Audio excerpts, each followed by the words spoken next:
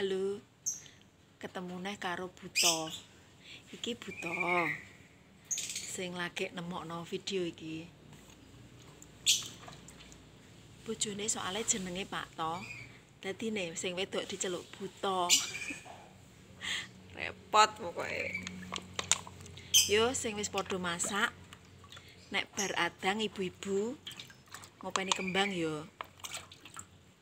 Ini nek bar adang banyu pususan berasnya aja dibuak. Ini iki diwadahi. Terus iki banyu teh ndek wingi. Iki mau wis tak tambahi banyu ben encer.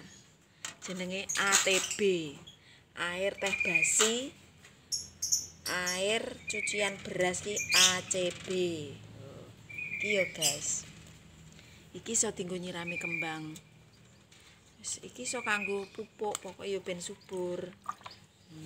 Iki contone keladine Buto iki. Sing do seneng keladi. Kembang iki yo, lho keladi iki apik-apik lho. Lho, iki wayang. Iki apa infinity. Pokoke ngopeni keladi kuwi aja sampe lemahe garing. Nek lemahe iki garing, ngrik-ngriken bakale mesti. Wis entek wis pokoke iki godhonge. Si langsung entek, langsung loyo. Wis.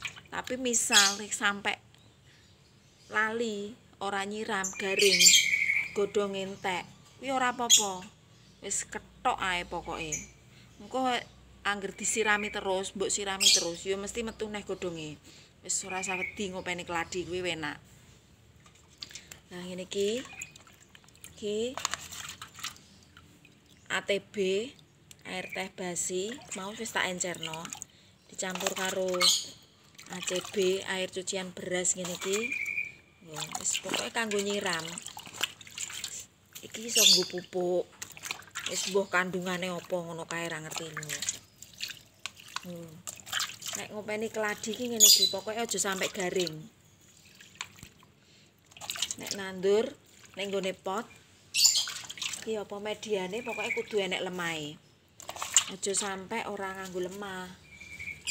Aja mok sekam tok ngono kae. Ndek iki kudu butuh banyu. Dadi nek lemah ngono iki kan banyune iso keserep ning lemahe, iso suwi telese. Dadine iki ndek kan butuh banyu terus. Ngono ya. Wis pokoke aja dibuak dienggo nyirami kembang. Oke.